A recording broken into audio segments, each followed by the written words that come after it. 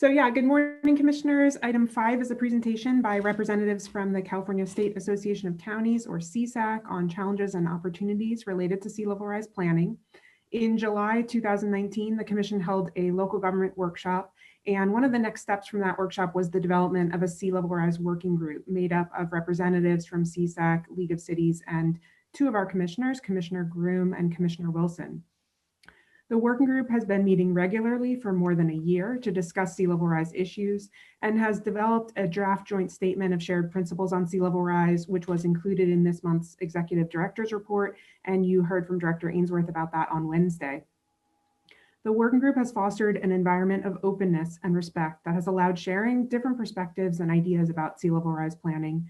The group has also acknowledged the significant impacts that we all expect to occur in the coming decades, including disappearing beaches and other habitats, as well as new threats and damage to critical public infrastructure, homes, and businesses. The working group has acknowledged that there is no silver bullet solution for dealing with these issues. There's simply not enough funding right now to implement significant and meaningful regional adaptation measures, and there are legal complexities that can slow and prevent certain adaptation strategies.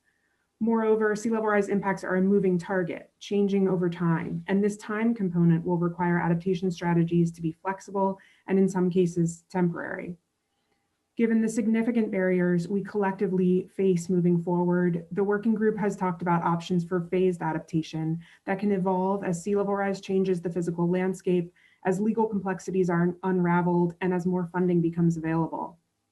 In addition, the working group has begun to discuss options for regionalized and neighborhood scale approaches to shoreline area planning, where strategies might potentially allow certain developed areas to be armored for some period of time, and where mitigation might be accounted for on a more regional basis. This approach can provide regional rather than piecemeal solutions and is focused on recognizing existing patterns of development and geography, as well as the trade-offs inherent in adaptation strategies, most significantly in terms of the fact that the use of armoring over the long term leads to beach and habitat loss. It is not yet clear how phasing adaptation, especially through LCPs, might be successful. How can we ensure that beach access is maximized in the changing landscape, that habitats are protected, and that infrastructure and homes are safe, consistent with the Coastal Act? And how can we ensure that any necessary development relocation occurs in a fair, orderly, and timely way, rather than through a piecemeal approach that leaves coastlines abandoned and individual property owners facing regional problems? Finally, how can we develop programs and LCP policies that lead to positive outcomes, including critically in terms of incentives and disincentives for moving forward? One thing we do know that is that to be successful, we will need to address these questions together in collaboration with our local government partners, as well as federal, state, and regional entities. The working group has proposed adoption of the joint statement of shared principles on sea level rise as a way to signify our commitment to working together on sea level rise planning and to lay the groundwork for that future effort. I also wanted to mention, given the discussion on Wednesday, that the working group worked from the state sea level rise principles that were adopted in April of this year, and the working group aims to fulfill those principles, including by relying on best available science, building partnerships and supporting local planning, improving communication, and increasing the resilience of our coastline. Commission staff will provide a full analysis of the alignment between the joint statement and the state principles at our November hearing. For today, our county partners are here to share some of their ideas for the commission to consider. I do want to acknowledge that there are areas of disagreement between the commission and local governments on certain issues and potential strategies, and that the presentation you're going to hear today from the county supervisors is their presentation. It does not and is not intended to represent staff's position or agreement on the matters presented, but instead it represents concepts and ideas that the county supervisors would like the commission to consider as we move forward in working together. Unfortunately, we do not currently have the tools and funding available to implement comprehensive regional adaptation measures across the state. We will need to work together with our local government partners on creative solutions to providing a bridge to future resilience. So today we're going to hear from Supervisor Linda Hopkins from Sonoma County, Supervisor John Leopold from Santa Cruz County, and Supervisor Bruce Gibson from San Luis Obispo County. The supervisors gave a similar presentation to the working group, and Commissioners Groom and Wilson thought it would be useful for the commission to hear their perspectives. So with that, Chair Padilla, we wanted to give Commissioners Groom and Wilson the opportunity to say a few words of introduction if they'd like. Thanks. Thank you very much. Commissioner Groom?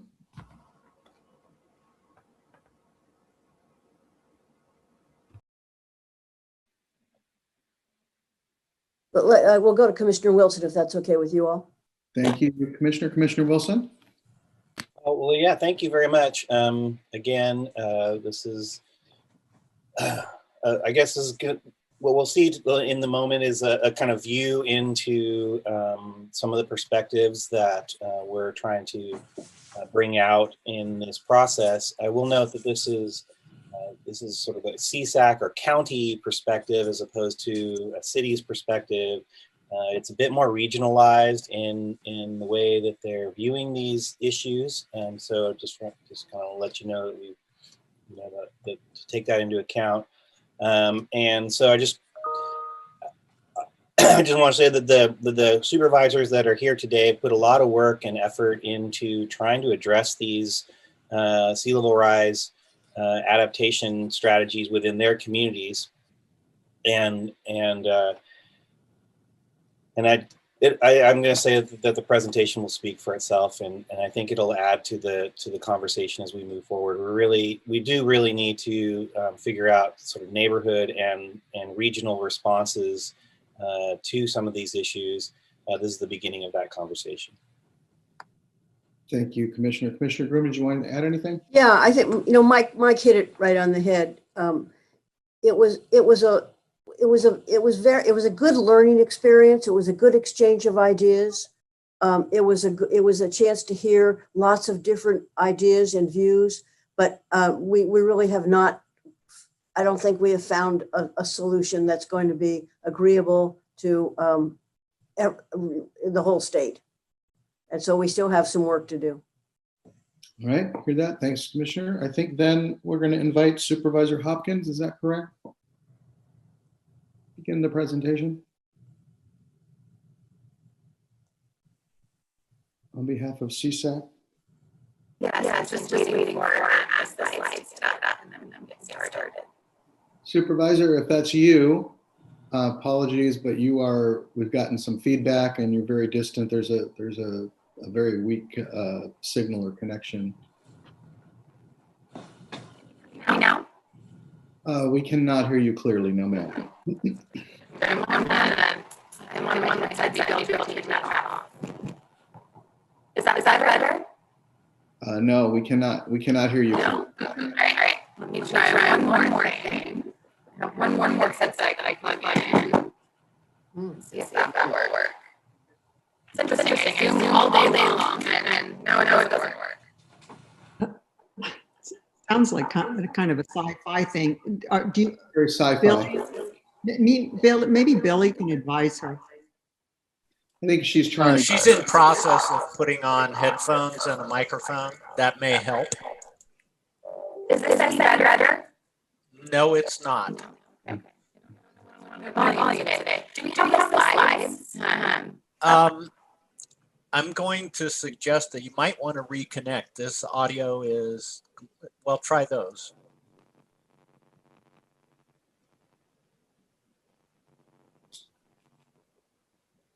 Go ahead and give us an audio check.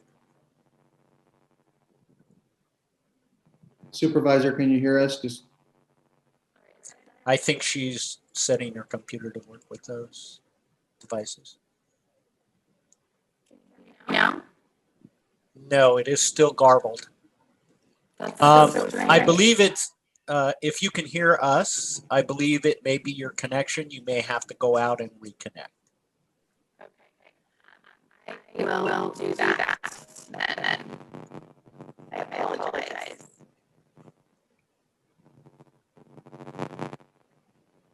It's West Sonoma County. Hope that makes you appreciate how great my connection is. See, it could be really bad. We live right near each other.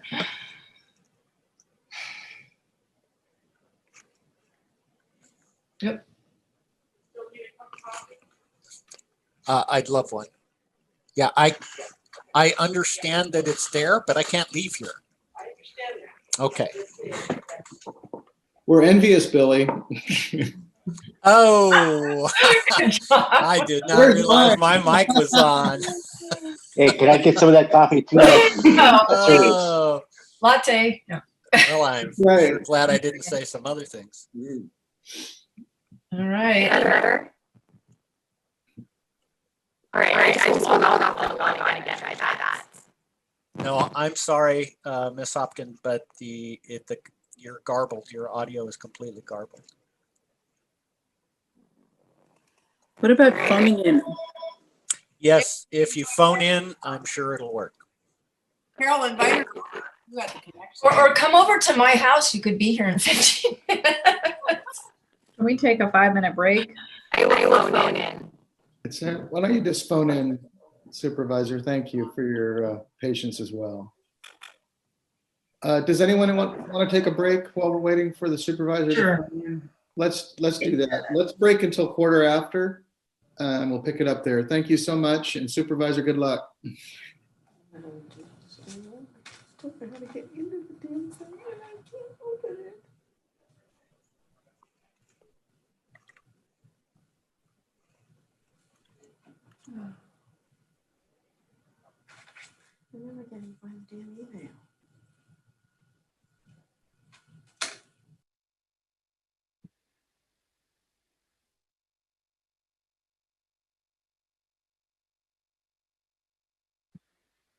Hey, Billy, I noticed that this. All right. Okay, we are rolling, sir. The floor is yours. Welcome back. We'll reconvene the commission and bring it back to Supervisor Hopkins. I'm glad we could work out the technical issues. Welcome. Thank you very much. And can we go ahead and get the slide up? There we go. Perfect. So I was originally going to start by saying thank you in 3 ways, but I will add a 4th, which is thank you for allowing me time to sort out the technical difficulties and ensuring that I didn't sound like a chipmunk for the entire presentation. But I really wanted to start by thanking Jack and Madeline and all of the Coastal Commission staff for participating in this process with local government. And I also just want to thank all of you sitting coastal commissioners for your service, for actually rolling up your sleeves and undertaking the really difficult work of implementing the Coastal Act in real time, reading endless agenda packets, making tough decisions, dedicating 3 days a month to meetings. I'm especially grateful to my fellow supervisors and North Coast representatives, and I truly don't know how you find the time. I also wanted to thank my fellow supervisors and city council colleagues who participated in this local government work group. Developing the joint principles has truly been one of the most productive processes that I've ever participated in. Commissioners Wilson and Groom spoke earlier this week about how civil the process was. I would actually say that it was more than civil. This was collaboration in action. And I think it worked so well because we started from common values.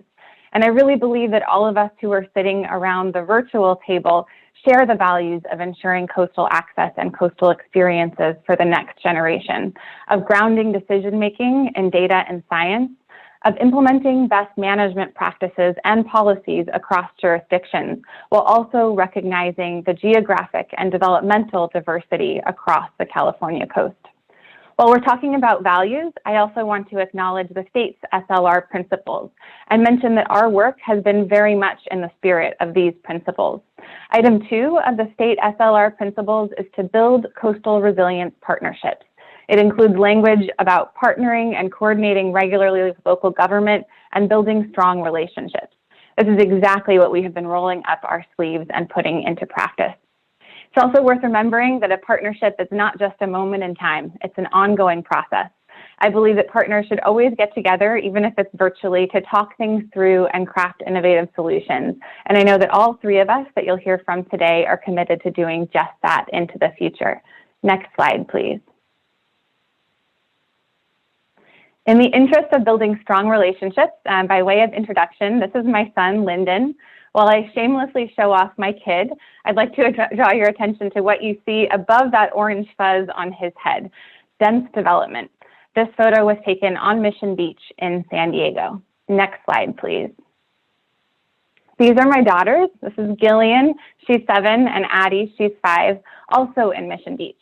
You can see that these red Solo cups that they're holding are actually being used for what my mom, or who they call Moppy, as she's known to my kids, calls shell shopping.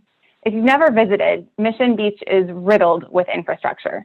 There's the boardwalk, Belmont Park with its roller coaster and giant indoor pool. There's tons of hotels, roads, sewer lines, housing, public transportation, lifeguard towers. There's Crystal Pier, which Gillian is standing in front of. There's stores, restaurants, and interestingly, there's one of the highest concentrations in San Diego County of bars, which I will say that parents who are, participating in distance and virtual learning might be especially grateful for at this point in time. It's amazing for us to have an opportunity to have visit a community with such easy access to the coastline and with so many amenities within a stone's throw of the beach. This is why my kids love visiting Moppy and Poppy and why I love taking them to this stretch of coast. Next slide, please. Now let's compare and contrast that to the Sonoma Coast, which my children also have an opportunity to enjoy. This is actually a photo taken on a family trek run by a local nonprofit called Land Paths. So not all of those kids are mine, but the husband wearing the backpack is. Land Paths is a local nonprofit that takes people of all ages, and more importantly, of all socioeconomic and cultural backgrounds out into nature. I started with these two contrasts because our local government group came together to address common concerns and find common solutions. But in order to do that, you have to start by acknowledging our differences.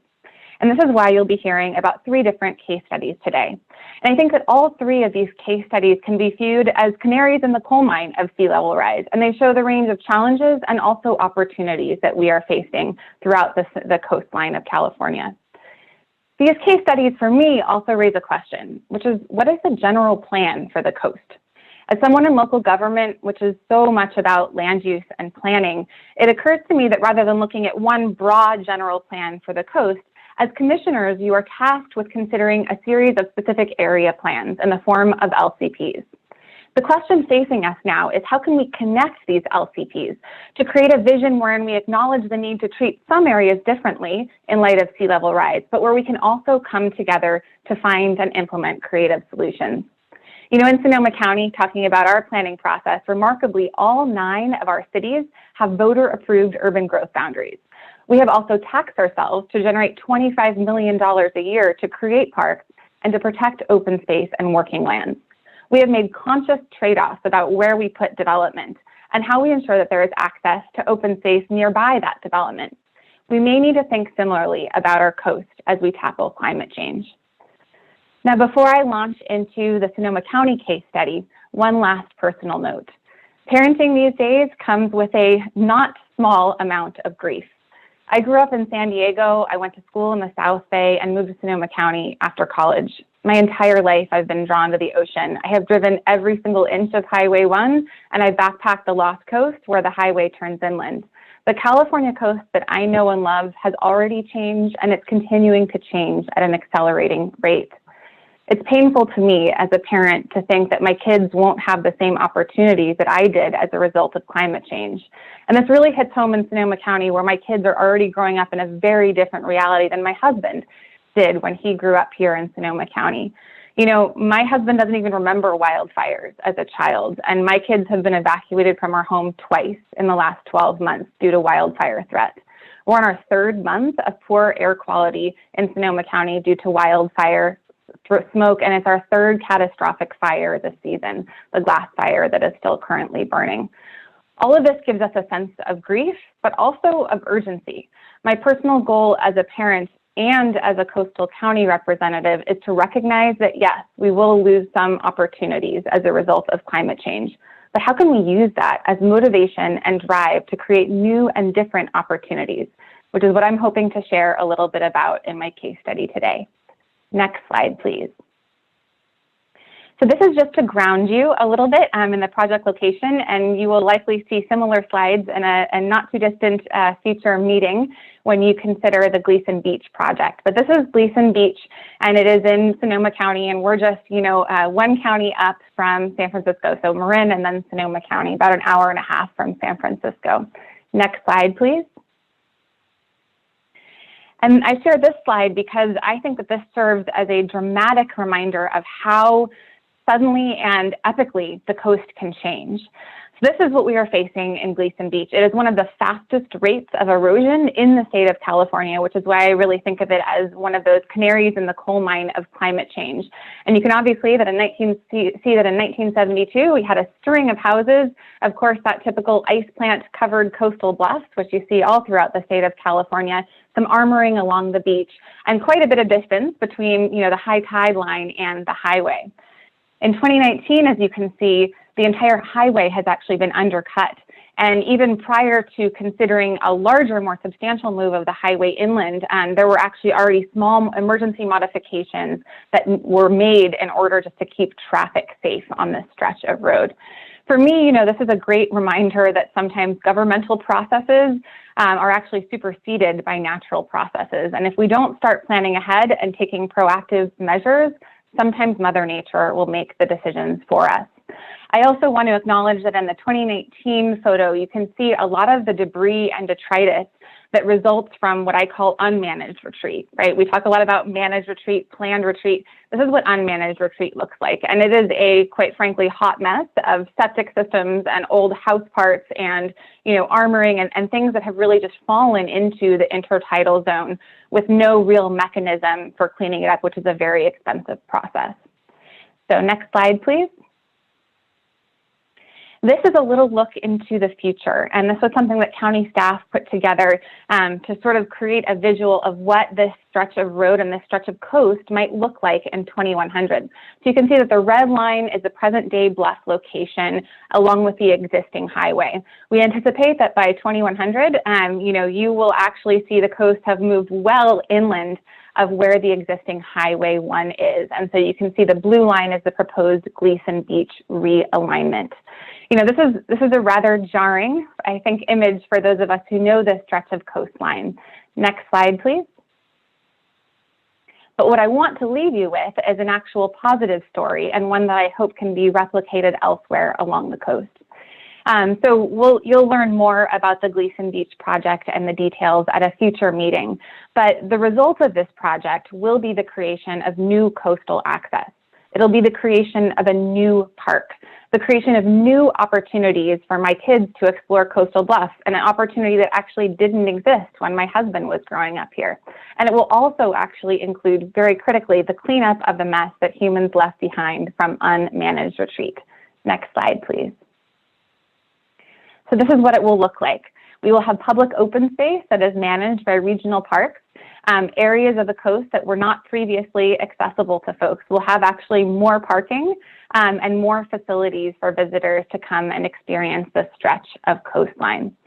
One thing, though, that I do want to mention, this sounds like a very positive project, and I'm very excited about it. But this project requires millions of dollars to actually pull off. We all know in local government that money doesn't grow on trees. In our case, we're shaking the Caltrans tree for some money to help fund these mitigations and these improvements.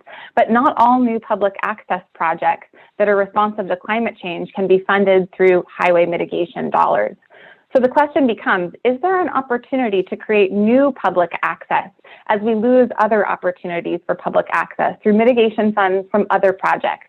And how can we look at creative partnerships between city and county governments in the interest and the spirit of a broader general plan for the coast of California?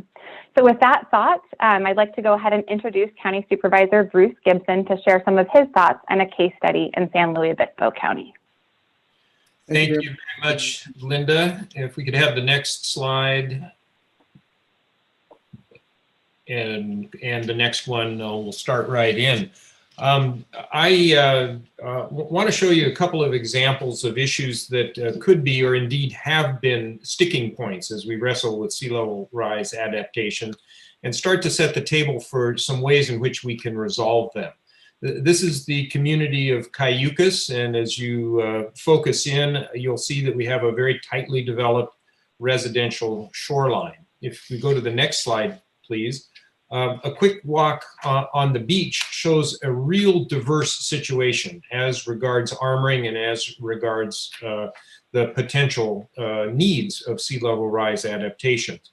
You'll see parcels that have seawalls and parcels that don't have seawalls. You'll see parcels with old armoring and parcels with new and rather substantial armoring. You'll see parcels that the armoring is about to wither away, and ones like in the lower right, which is going to seemingly be here for a very, very long time. And as we consider taking on the question of armoring the beach on a parcel by parcel basis, we often get stuck in looking at the smallest scale. And so I think it's worth considering whether a wider, perhaps more regional view would be helpful. And armoring raises a number of issues, and if we could go to the next slide, we'll just talk briefly about a couple of them. There is the matter of equity. How are we to approach, and this is something that at local government and in your work as well, we need to take into account equity among treating different situations. How are we going to make decisions on armoring or not armoring one place, and what consequences, perhaps unintended, might there be for other properties that are in the neighborhood, in particular damages off-site? Let me just give you a hypothetical example. If we have a parcel without a seawall, and we are considering whether to armor it or not, when there are seawalls on either side, if we don't provide armoring there and erosion causes damage to a house that had previously been armored, perhaps existing development that had been armored, what kind of legal consequences, what kind of damage consequences do we have to consider? Those are the kinds of things that we have to wrestle with at the local level, and things that we'd like to see a resolution to. The next question is one really of effectiveness. And in the core of that is, how fast is sea level rising? And the question we pose is that even if we had a place that had no armoring whatsoever, is sea level rising so fast that the beach is going to disappear anyway? And, you know, if that's the case, then can we really say that the armoring is an impediment to coastal access? And should we perhaps be shifting our focus in particular situations towards something more like perhaps sand replenishment? And again, the question is whether a more regional view of the issues of these adaptations would be helpful. If we go to the next slide, we'll zoom out and let's just put the community of Cayucos in perspective. The community sits in the red oval there, and as you can see, it sits along a mostly undeveloped coast, where I will tell you that there are lots of opportunities to increase coastal access. And so we come up with the concept of a regional view that would overall increase coastal access. I'd like to jump real quick and show one other situation and look at an adaptation project that's actually been approved. In the next slide, please, and is underway. In July of 2019, your commission approved a permit that will eventually result in the relocation of the San Simeon wastewater treatment plant. That plant sits on the beach just to the left of the red arrow. San Simeon is a tiny community that's a collection of motels and some residential use, perhaps a population of 300 or so, largely existing to serve visitor serving needs of Hearst Castle. That wastewater plant on the beach, everyone understands, is going to have to go. That if you look very carefully, you'll see that just seaward of the plant, there is actually a small seawall. And so the setting is this beachfront location with an existing seawall, and knowing that this plant in the long term has to go. But the constraints are this: we have a very tightly, spatially constrained community. I'll show that in just a second. And it's also a disadvantaged community. And so it raises difficult issues of the financial feasibility of making these changes, and those are compounded by some financial aspects of the public access mitigation that is part of the consideration of this permit. In the next slide, we'll go through the couple bullet points on the resolution. The permit that was approved, I could have the next slide, please. The permit that was approved, if we jump down to the middle, has some features that might be applicable elsewhere. The plant is under the permit that allows its continuing operation, the relocation is going to happen within 20 years with some leeway on that as good faith efforts are made to proceed. The permit also allows a temporary augmentation of the existing armoring in order to pursue the successful and environmentally appropriate processing of wastewater from the visitors who come there. The public access mitigation that's wrapped up in all this is going to be occurring after the move, and the permit envisions completely ongoing work with the commission and commission staff. The lessons that we learned here is that getting to this point took a very long time, and we hope we can use this and the issues raised here as a means of getting these things done more quickly. And then the monetary, wrapped up in that was the monetary value of the public access mitigation that posed a real challenge, and we hope we can, again, make that more efficient. No doubt, challenges remain, and again, a regional view is going to help in this, and if we go to the last slide that I have, we can go and see, again, the context. On the upper left is a slightly wider view of the community. You can see that it's tightly bounded by conserved land on all sides, so relocating that plant is going to be problematic. And if we go further out in the lower right, again, we see that this is a small bit of development on an otherwise largely undeveloped coast.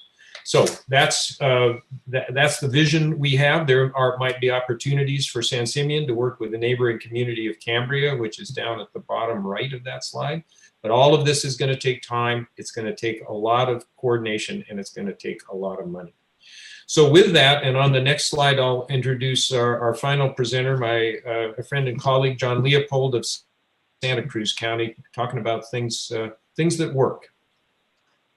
Thank you, Bruce, and thank you, Linda, for both your great presentations. And I just want to thank the Coastal Commission for having this presentation today. And I just really appreciate the dialogue that we've had over the last couple of months. If there's been a good thing that's happened because of COVID, it has allowed us to meet regularly on a monthly basis and really start working on some of these issues.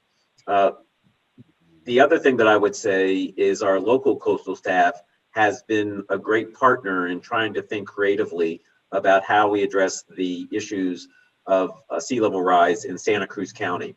If you go to the next slide. One of the things that we're trying to present to you here today is that the California coast looks different all the way through the state. In Santa Cruz County, which is the smallest landmass county outside of San Francisco in the entire state of California, we have many geologic differences in just our small county. On the north part of the county, we have rocky beaches and cliffs. On the southern part, we have sandy dunes. And we also have had voter-approved land use planning tools about creating urban services area. And the idea is that the community has prioritized keeping parts of our community rural and focusing development within the urban services area. Within that urban services line, about half the coastline already has some kind of seawalls. Some of that protects houses, some of it protects critical infrastructure.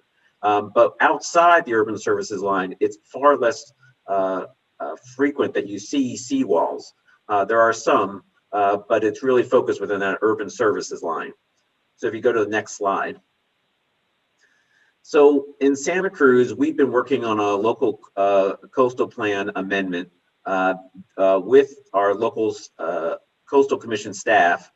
And our board has wrestled with this for 2 years, trying to come up with a hybrid approach, acknowledging that managed retreat is an important part. And along our rural areas, we have not allowed seawalls, and we would not be allowing seawalls in the future.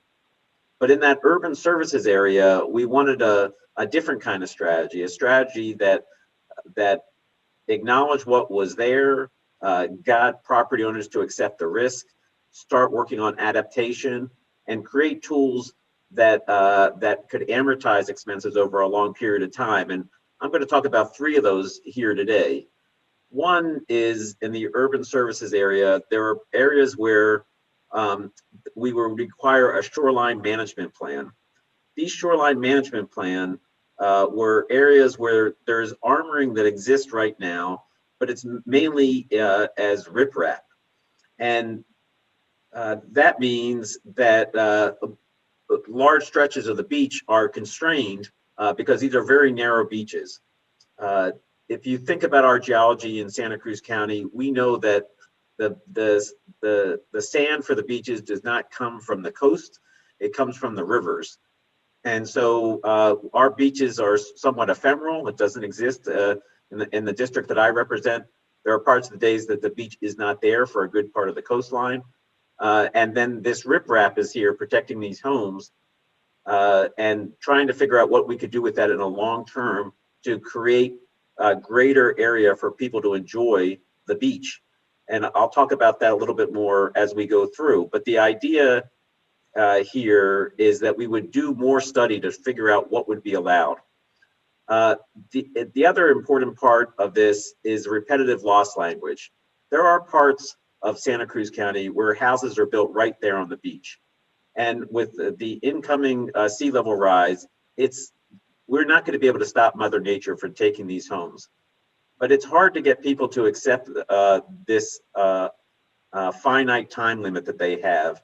And so we've incorporated in our local coastal plan repetitive loss language that would acknowledge that what I call the one and done, which is if your house gets knocked out by coastal processes, you'll be allowed to rebuild. It would have to be 8 feet higher. And then if it got knocked out again, it's over. You wouldn't get a chance to rebuild on that spot. Having this language in there now also makes it easier for people to accept, because some people who have these properties assume that this is going to happen far into the future. We don't actually know. And so getting the repetitive loss language will be very helpful. The last part of this is something that would be different. In Santa Cruz County, we have 29 miles of beaches. We are suggesting that we have a less than 1.5 mile as a shoreline protection exception area. And what that means is we would allow armoring to take place in this small area. It's from Soquel Point to the city of Capitola. Most of it already has armoring. We wanted to make sure that that we take a look at what's actually happening in the beaches. And some of our beaches are backed by dunes, and so as they erode, there's sand. Some of them we're going to see beach drowning because of the coastal geomorphology, which means that as the water rises, there won't be any more beach. The cliffs are very high, and people will not be able to access it. So, but we want to prioritize access in this area and maintain the access that already exists. And so to allow people to maintain structures or build new structures that incorporate coastal access is a key point in this. So if you go to the next slide. The way in which we would like people to do this is through assessment districts. As Linda mentioned earlier, finding a way to pay for things is a big challenge in Santa Cruz and Sonoma, but throughout the entire state of California. In this small area of the shoreline protection exception area, we are going to encourage the development of something called a geologic hazard abatement district. That abatement district would allow the creation for that neighborhood to create a modern unified project, a seawall that incorporated coastal access. We've already done some of this in Santa Cruz at Pleasure Point, where we've incorporated decks as part of the seawall, so people can enjoy the ocean even when it's high tide and you can't get down to the beach. You could still enjoy the water and be able to be right by the ocean even when there's no sand. And so these new structures would incorporate those kind of tools so people can continue to enjoy the coast even as the sea level rises. It would be easier for people to pay for this because in a geologic hazardous abatement district, they would be able to amortize the cost over a 30-year period. We think that that makes a smart way to get a public-private partnership to get some public good, as well as protect private property, and with the key aspect of continuing coastal access. You could go to the next slide. As we look at our local coastal plan, we recognize that there's a lot of unknowns about the advent of sea level rise and when it will have our greatest impact. Our group has been talking about how we could speed up the adoptions of LCPs, because sometimes they take a long time. In the LCP that Santa Cruz County has worked on, we're suggesting a 20-year time horizon. We think that in 20 years, we can see a little bit further ahead. We can't see 50 or 100 years ahead clearly.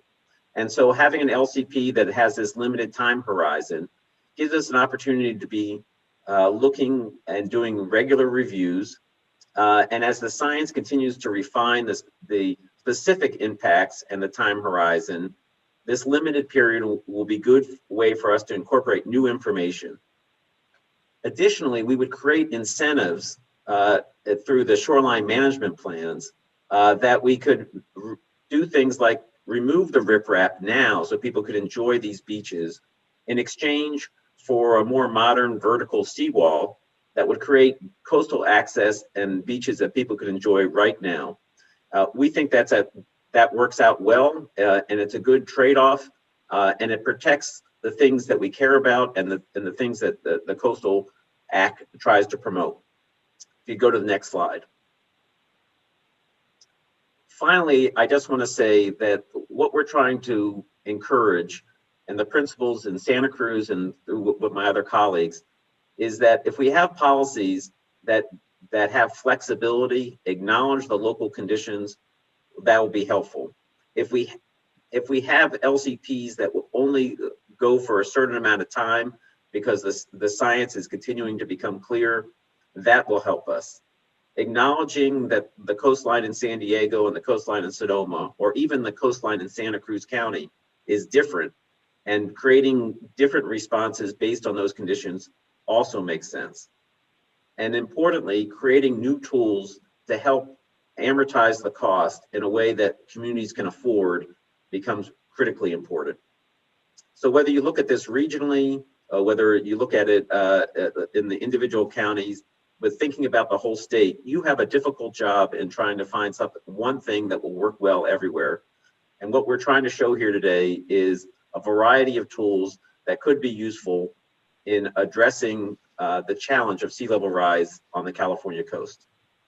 That's the end of my presentation. I want to appreciate Jack and Madeline for all the work that they have contributed to the regular meetings, and for coastal commissioners who've been involved, and my colleagues both from CSAC and the League of Cities. It has been a good conversation, and I look forward to all of us being able to discuss with you in December a whole host of ideas that we have. Thanks for giving us the time today. Absolutely. Thank you, Supervisor. Thanks to all of you and to CSAC for the continuing dialogue. Mr. Ainsworth? Thank you, Mr. Chairman. I just want to express my thanks to John, Linda, and Bruce. They do represent what is a true partnership and being open to discuss these ideas. And I really think the message here is that we just all need to be open to all adaptation options and embrace this idea of regional and phased adaptation over time, because I think that is where we'll find success. And, the goal should be to develop regional and local adaptation plans and LCP updates that include the requirements or triggers to update these plans on a regular basis, like John just outlined. And also recognizing the hard truth, I think, that some limited armoring is going to be needed in some urban areas and communities where you have this mix of new and existing development, critical infrastructure, public access, and recreational facilities. It's just a practical problem that we have to deal with. And of course, that any sort of shoreline armoring should also include living shorelines or nature-based solutions, along with maybe a combination of the both, like we did down in Cardiff along the highway there. Um, and also recognizing that some of those living shoreline solutions may not be appropriate for certain areas of our coastline with high wave energy environments, and we find a lot of those areas along the coast, like Pacifica, for example, is a good example of that. And we also have to recognize that in the short term, and Madeline mentioned this and others did, that we just simply don't have the systems, funding in place, or governance structures in place for this, for any large scale managed retreat. Until we figure out those systems and funding mechanisms, until those are developed, we're going to have, I think, some interim shoreline protection in certain areas to provide that bridge to the future. And one of the, I think a good example is, and a fourth example I could throw in there too is of this phased adaptation idea is the Del Mar rail corridor that we've been working on.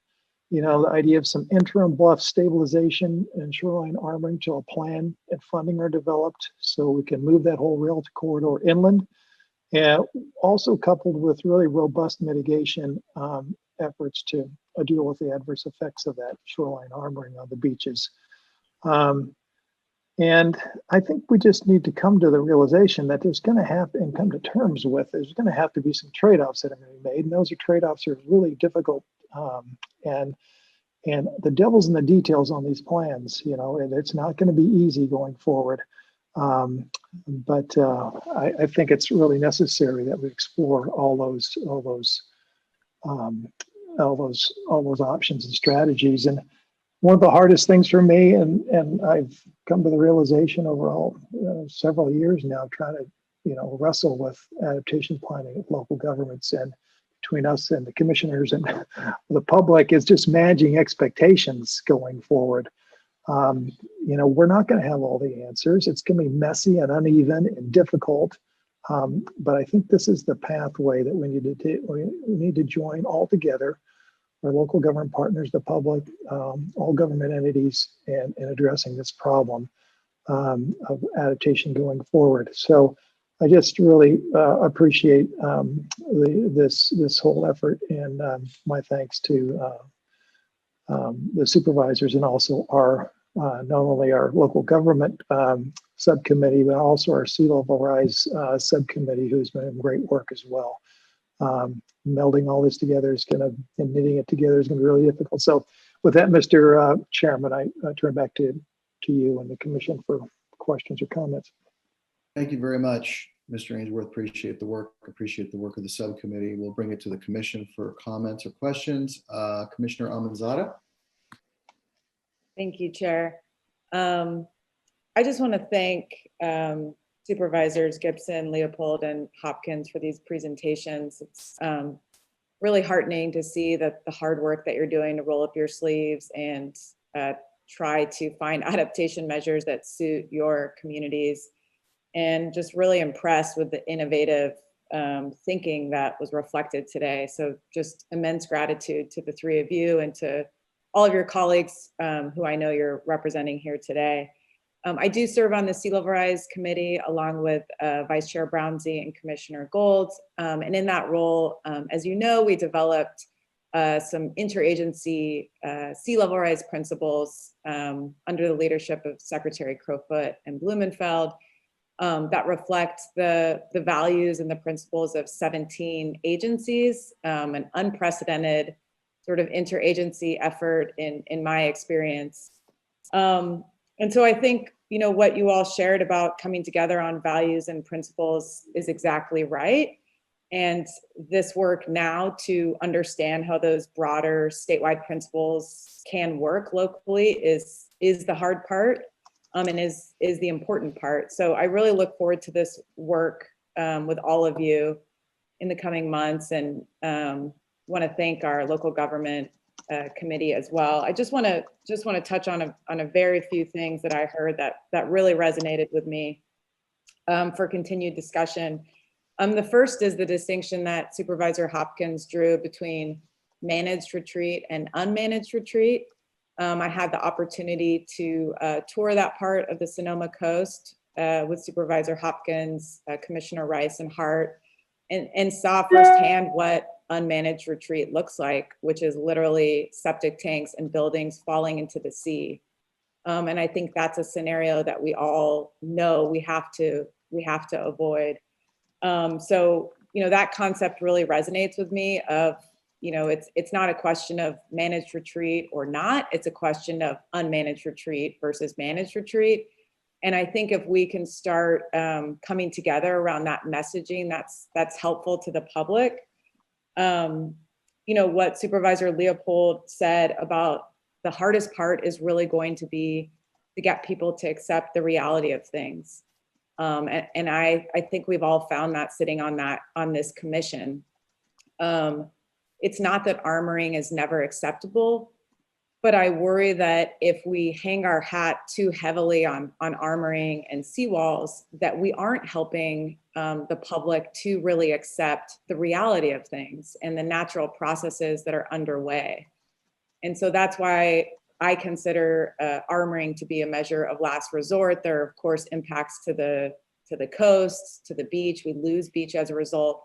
But I think equally importantly, it sends a wrong message if we start with armoring, because it doesn't, I think we're not fulfilling our duties as public servants to help people understand the reality of things and the science that we're all seeing in terms of the sea level rise projection if we suggest that building another seawall can be a solution, because we all know that it's not. So that's all I would say. I really appreciate the work of all of the local leaders that spoke to us today. Really excellent, creative solutions, and I'm really excited to work with all of you on this further. So thank you so much. Thank you very much, Commissioner, for your work and leadership, and I want to associate myself with your comments. Mr. Chair, we do have two members of the public signed up to speak on this item. I'm aware. Let's get a couple questions answered from the commissioners, and then we'll take public testimony. Commissioner Hart? Thank you so much. I also would like to thank Supervisor Hopkins, Leopold Gibson, and also Commissioner Wilson and Groom for their participation, and our Sea Level Rise Committee. And I would like to associate my comments with those of Commissioner Almanzada. I'd like to focus my comments on specifically on the topic of state parks and parks ownership in the state of California. Because if you ever want to talk about a regional problem that needs a regional solution, it's the 280 miles of our California coast, some of the most valuable, beautiful, and highly visited areas in the state that are owned by our state park system. And also, as we saw in the presentation by Supervisor Hopkins, increasingly these beaches and areas, natural areas, are moving into the regional park system because of the challenges that state parks has had in accepting new lands. I have written about, and I continue to advocate, the need for a statewide plan for our state parks to deal with sea level rise, a plan that is written in cooperation with the Coastal Commission, with the Conservancy, and of course with our local governments. I think that this is something that I would love to see incorporated into this effort by our local governments. And I know that certain of us, including myself, stand by to help. We do have a new state parks director, Armando Quintero, who is very interested in this. And so I very much look forward to that, because I think it's really in the state parks that we have the biggest opportunity to expand and experiment with what natural infrastructure can look like. What do we need to look at buying through Conservancy and other funds, and what kind of restoration and rehabilitation can we engage in to really, that can be then applicable to other areas of the state. So again, thank you so much for your involvement and your work on this critical issue for the state of California. Thank you, Commissioner. Supervisor Gibson, did you leave something out of your presentation or want to add something? I just wanted, thank you, Mr. Chairman. I just want to comment very briefly on your consideration of the joint statement coming in November. We have done a quick analysis of its consistency with the statewide principles and find that it aligns very well. But I'd like to emphasize that document is an expression of what all the members of the working group agree on. The cities, the counties, and your commissioners and your staff. And we think that it provides a really sound foundation for launching the discussions of issues that are not yet resolved. And so I'll be very interested to hear your consideration of it coming in November. And we very much look forward to starting the next work plan, if you will, in terms of issues to be resolved when we meet with you in December at the workshop. Thank you. Thank you, Supervisor. Vice Chair Brownsey. Yes, thank you, Mr. Chairman. Like the other speakers, I want to acknowledge the work of Supervisors Hopkins, Gibson, and Leopold, as well as our own commissioners, Commissioner Wilson and Groom, and Jack and Madeline. Having served for several months on the working group with Commissioner Bochco, I think I'm well aware of the challenges and the difficulties of the issues, that have been the product of these conversations and negotiations, and certainly, the necessity of that. So want to acknowledge that. Just a few comments with respect to the presentations by the three of you. But before I do that, I just want to align myself with the comments of both Commissioners Amanzada and Hart with respect to the elements that they've raised. I mean, I think that, as well as we do, this sea level rise is going to be truly one of the most difficult, most controversial. I think Jack alluded to all of the elements that we face. And I just want to make brief comments in response to a few things that I heard.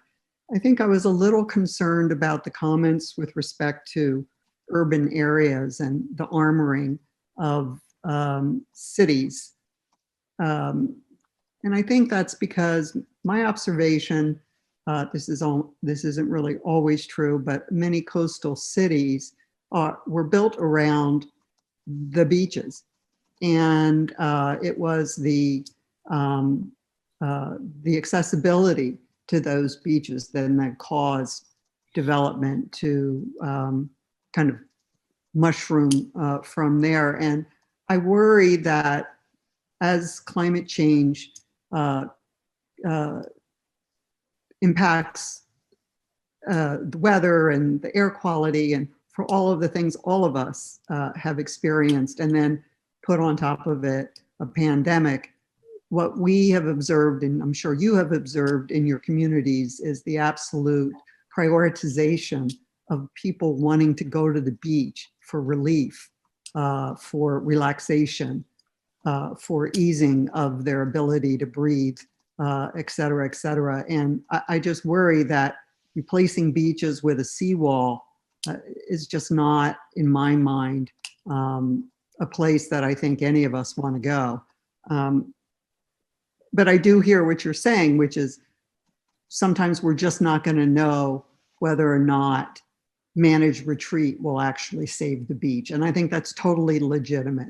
I just worry that there would be that trade-off for all of the people who rely on that beach simply because it's in an urban area. And then I just want to note that the seawall and the armoring provisions in the statewide principles were really discussed with respect to public infrastructure, particularly ports and other elements of public infrastructure. And so, that's just something to keep in mind. And then just lastly, one of the things that we grapple with and we know well are the inconsistencies of people's views on these, and that often it's not just a regional approach, but I think we really have to drill down to a neighborhood by neighborhood approach. We have seen a number of cases that come before us where people redevelop their properties, agree to no seawalls, and then come back with kind of interesting combinations of property owners in order to get us to actually get a seawall because the other properties are pre-coastal. And so there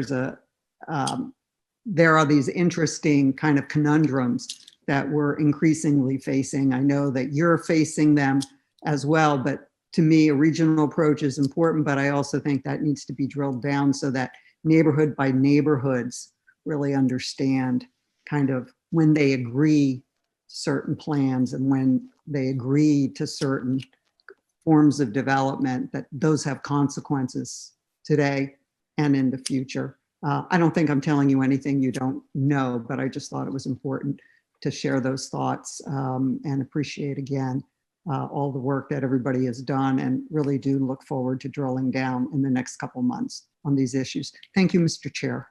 Thank you, Madam Vice Chair. Commissioner Uranga. Good morning, buenos dias. I want to thank the presenters for their great report. There's a lot of good information there, but there were some aspects of it that perked my ears. I'm a city councilman in the city of Long Beach, and I also am a member of the board of directors of the League of California Cities. And in the league, which I guess would be like a sister organization to the CSAC, there's a beach cities caucus, and they address many of the issues that you are addressing. And they are especially concerned with the issues that are raised by managed retreat, and many of those cities are having a difficult time with it in regards to how do they implement a managed retreat when basically there's no further space to go back.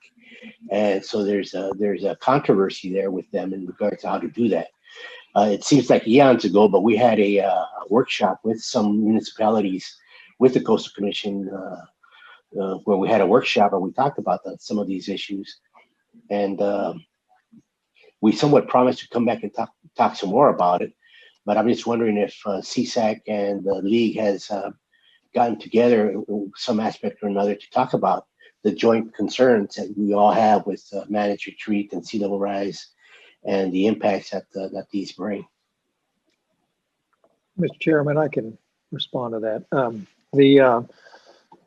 That's right, Commissioner Ranga. We had the workshop back in July 2019. We established a local working group, which includes not only members of CSAC but League of Cities representatives. So we have League represented in that, and this is and they were of course involved with the development of these shared principles. So they have been deeply involved and will continue to be involved.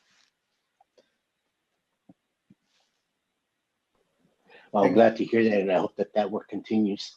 Thank you very much for your presentation. Thank you, Commissioner Uranga. Commissioner Bochco. Yes, thank you, Mr. Chair. Very, very briefly, I too want to congratulate and thank the supervisors and our commissioners who have been involved in this. And I know, having been on the prior committee, that it is difficult. And yet I found even in the more difficult situations, the more we're willing to listen to each other and try to understand each other's issues, the more important it becomes. And that's where compromise obviously is going to be found. I was particularly interested in Supervisor Leopold's remarks about Santa Cruz, because I don't know very much about that county, but the idea, and I know this is true in parts of LA as well, that the beach is actually provided by rivers rather than cliffs, is a fascinating issue to be dealt with. And I'm glad he brought that up, because it just does show that in certain areas, we're going to have different reactions by the beach to sea level rise. I think that's a vitally important aspect for us to understand, particularly here. We just toured a state park at Topanga where we'd love to see a low income visitor serving use put there. And there used to be the mouth of a river that made our beaches here. And it's been blocked for, I don't know, decades because of development. So there's also things we can start looking at in that regard, I think, which is not just dealing with armoring or retreat, but also maybe freeing up some of those resources for our beaches. But it always comes down to me, you know, in the long run, I truly do believe in what my prior commissioners have said today, that this is an issue that we really have to open our minds and our hearts. This isn't going to be just about those people on the bluff. And I'm a person who has owned property that is in danger. I have a Napa house. It almost burnt down twice. I got very lucky.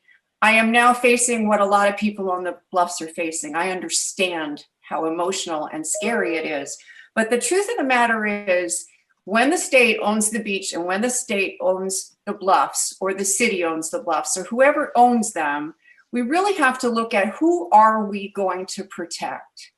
Is it those property owners who I understand their concern, or is it the public who wants to go to the beach? And ever since we've been tasked with a very, very strict and I think productive EJ policy that has to be weighed. We cannot ignore it. And that's true up and down the coast. It doesn't matter, you know, which region we're in. So I think you have to add that to your list of, okay, what am I looking at here? Am I looking at something that these private property owners own, and I may have to deal with it a little differently than if it's the state's property or even the city or county's property, because you have an obligation to more than those people on the cliff. But anyway, thank you all so much. And I think you've made some terrific progress, and I really look forward to next month. Thank you. Thank you, Commissioner Bochco. Well said.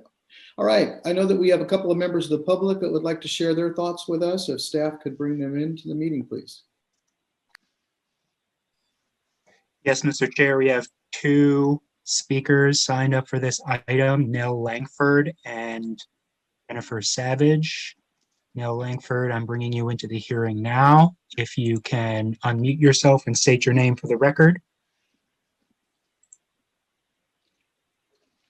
Can you hear me now? Yes. Oh, good. Nell Langford, I have a video presentation, I hope.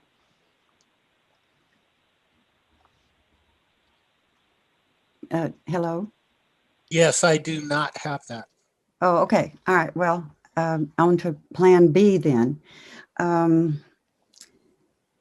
It was a video taken of the Pier Avenue ramp a couple of years ago when the storm tides rushed up the funnel, which is the access for vehicles that has been dug and continues to be dug with big bulldozers all the time.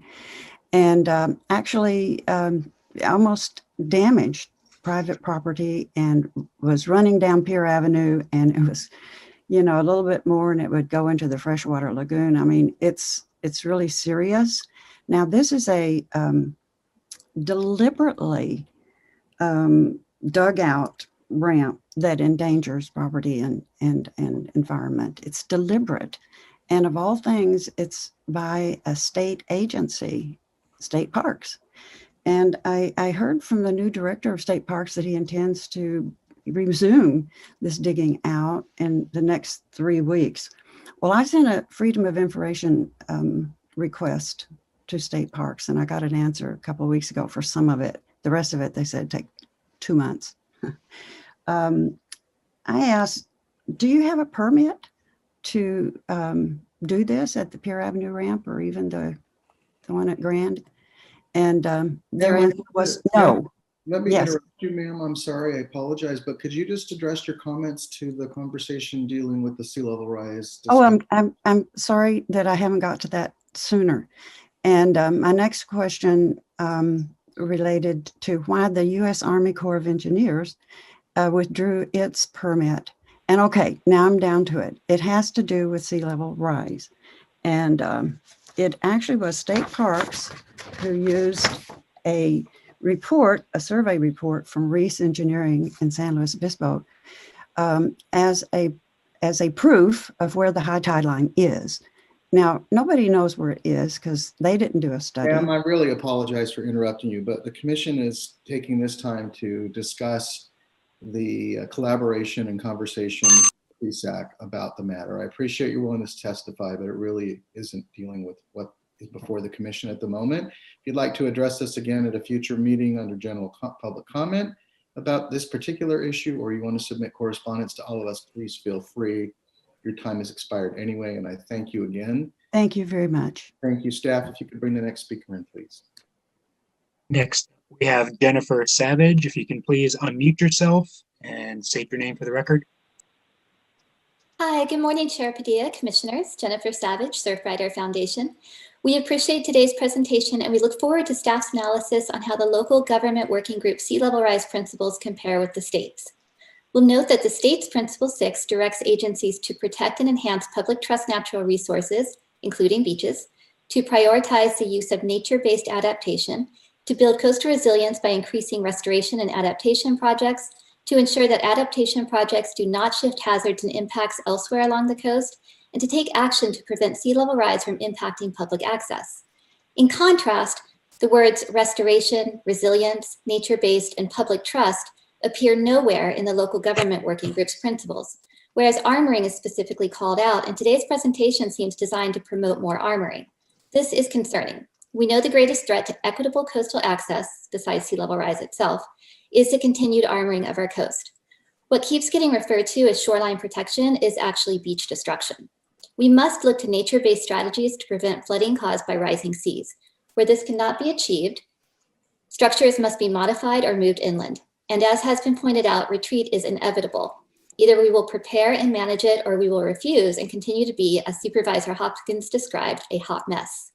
California cannot afford to continue to defer logical long-term sea level rise reparation efforts, placating coastal property owners now at the expense of equitable public coastal access in the future, especially when you have situations such as in unincorporated Santa Cruz County, where out of the 1,100 properties located on coastal bluffs and beaches, about 90% of those are either second homes or vacation rentals. We urge the Commission to prioritize the state's principles and to encourage your sister agencies to endorse and engage on them so that in future decades, we are not looking back wishing we'd saved our beaches when we still had time. Thank you. Thank you very much, Ms. Savage. Does that conclude speakers for this item? Yes, Mr. Chair. Thank you. Gratitude to everybody. We'll bring it back. Are there any further closing comments or questions? Commissioner Uranga? None, Chair. I just did not lower my hand. Thank you. Thank you. Commissioner Wilson? Yeah, I just want to thank everybody, especially Supervisors Hopkins, Gibson, and Leopold for their presentation today. It is, I think it reflects the sort of temporal and transitory nature of this discussion with relationship to sea level rise, because sea level rise is over time and it literally changes geography over time. And so it's really a four-dimensional problem that we're dealing with, and it's going to take some flexibility on how to deal with these things. And I think that understanding that a lot of what we're talking about will have to be interim, will have to be flexible in moving forward. And I appreciate some of the criticisms, I guess, maybe, or even just some of the discussion about the tone and tenor. And I think that we're going to get to the place where I think I think we'll be able to work through a lot of these things. I want to also kind of reflect on what Supervisor Leopold was talking about with relationship to assessment districts and those sorts of things. And quite frankly, any time we talk about these transitory or continuum-based strategies, they have to be backed up with some with both structural, programmatic, and financial structures to deal with that over time. They're not just one-offs. And I think that that's kind of the regional concepts that are being promoted by the supervisors today.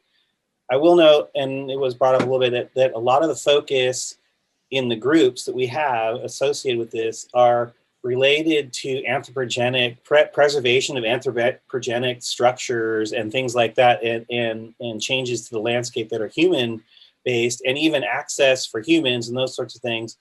And I'm always promoting that we have ecological services in the form of our estuarine systems and other very important systems that really seem to be somewhat secondary in these discussions, which is, I just want to make sure that we are keeping those in our minds, because beach houses and infrastructure and access to the beaches are important, but literally we have functional nursery systems for some of our food stocks that we also have to keep in mind as we deal with these issues. And with that, I'm looking forward to really getting this done next month, hopefully. And I'm hoping that our board considers some of these options to be something worth considering. Thank you, Commissioner. Supervisor Leopold, this really is technically the time for the commission to dialogue and reflect, but in the spirit of partnership, I'll recognize you again. If you can be brief, we have some items on the agenda remaining to tackle. So Supervisor Leopold. Chair, I appreciate it, and I'll be very brief. I just want to share that what we are trying to do here today is not be in opposition to anything that the commission has been trying to do or the state has been trying to do, but just look at some other tools. And we could talk about managed retreat solely, but we were trying to share that there are lots of different ways to address this. And so it may seem like we're focused on one area, but we're just trying to create an entire toolkit for how to deal with this on the California coast. We appreciate your interest and we look forward to continued conversation. Thank you very much, Supervisor. Commissioner Amanzada? Yeah, I just wanted to pick up on that that comment by Supervisor Leopold. The presentations today, and I think the conversation you've been having with our team really reflect an all of the above creative approach. And my question about the joint principles is whether coastal armoring is too emphasized. Is that one of the top 3 things we want to communicate about how we intend to move forward? So I think that's what we'll want to work through over the next couple months. Thank you. Thanks, Commissioner. Agree. Thanks to everyone for your work. Mr. Ainsworth, anything else? If not, we'll express our gratitude for the presentation. I don't hear them popping up. So thanks to the supervisors and to CSAC, and looking forward to the continuing dialogue.